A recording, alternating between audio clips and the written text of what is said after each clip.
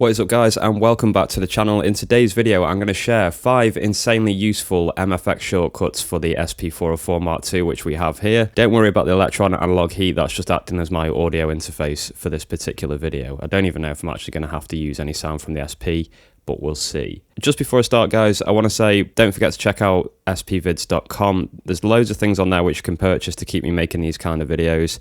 There's drum packs, merchandise, boot up screens for your SP404 Mark II. This skin is available on there as well. All those purchases really help me and keep me doing this channel, so I'd appreciate it if you could peep the links in the description below. The first tip is really useful, and it's muting the effects on bus 3 and bus 4. This is especially useful if you're in the middle of making a beat and you suddenly realise that you need to sample something else into the device. If you leave bus 3 and bus 4 on, it will apply those effects to the sample. So instead of having to go in here all the time, Shift and 16, which is EFX set, and turning this off, you can see mine's on favourite 1 at the moment, 2 compressors on here. Instead of having to do that, what you can do is just hold the value wheel down, and that's the post that sticks out of the SP.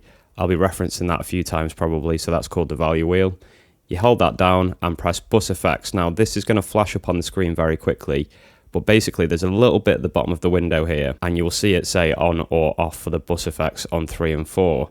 So bus 3 and 4 off, bus 3 and 4 on, there we go.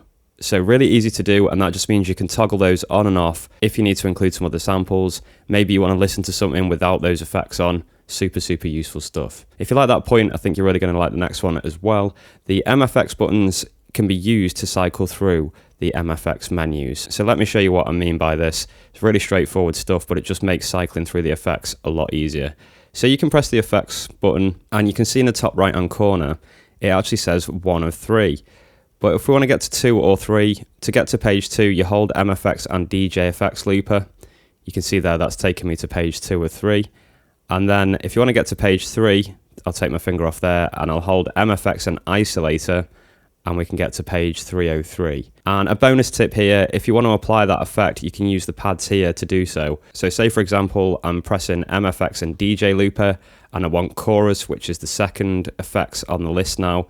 If I press 2, you can see it's highlighted it, and now that is going to be the MFX which is applied. So make use of these 3 buttons here, and use the pads to select your MFX. It just makes MFX selection a lot easier. Okay, one thing which I find particularly annoying about the SP404 Mark II is that you put an effect on and then you're trying to play around with it, and then after a while you can see like that, it completely disappears off the screen. But I haven't finished looking at it, I haven't finished deciding what I want to do with it.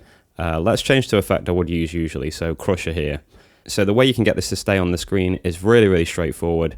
You hold remain here just above 2, and then press the corresponding MFX button. So I'm going to press resonator, which I've actually assigned crusher to, so it's not resonator, it's crusher. And you can see now that that MFX isn't disappearing off the screen. I can reference it really easily, make the changes that I need to make, and that just makes life a lot easier. This next tip is really useful because I use MFX a lot in the same way, and I hate having to set them up every time you go into them. Luckily, there is a solution to this. You can actually set a default MFX setting. This saves a lot of time, and it just means you get that instant flavor that you want when you put an effects on a beat or a sample. So for example, with Crusher here, you can see I've got mine set up. This is how I like it. If I wanted to change that, let's just say I'll change rate from 7 to 8. I don't want to do anything too drastic. Let's just say I want that at 8 instead. So we change that to 8. And what I will say is when you're playing around with this, I do recommend you do the previous point. So do the remain and MFX first so that you can keep this on the screen. Then what you have to do is press shift and hold mark, and you have to hold it for about 5 seconds. And you'll see a little dialog window come on the screen which basically says the default has been set. So we'll go ahead and do that. There you go, saved EFX params, I think it came up saying. It flashed up so quick I didn't really even get time to check myself. Now if I went off onto something else, changed around a few settings for example, then went back to this one, it's going to have the effect save, and even if you reboot the machine and you apply that effect, that will be the default that you get. It just makes certain things a lot faster and a lot easier. I really like that one. Okay, my 5th and final tip, I hope you found these ones useful, is that you can temporarily apply an effect with touch. Now let me demonstrate what I mean by this. There probably is a specific term that you can use, but I don't quite know what it is. I can't think of the right term for it. It's kind of like a touch effect, I guess. So let's, for example, put this beat on.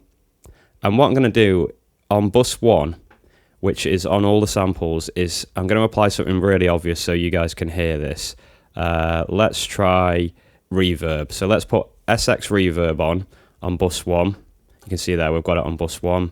And I actually think this will apply to everything on this beat, so you should be able to really obviously hear it. So I'm going to start this beat up, and the way that you do this is you press the value wheel and then press the MFX button that you want to temporarily apply.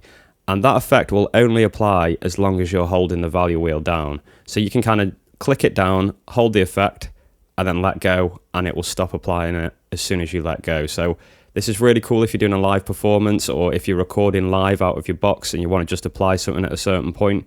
This is quite useful. So we'll start this pattern and I'll demonstrate what I mean with that reverb.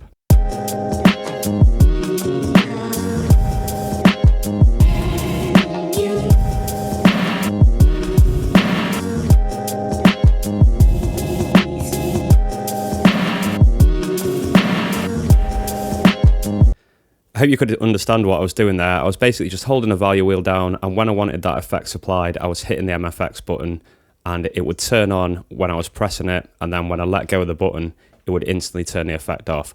Obviously, you can use something that's a lot more useful than that. I just wanted to demonstrate it with that effect so you could definitely hear what was happening. That's a really, really fun one, so maybe you could do it with delay as well. Let's give that a try.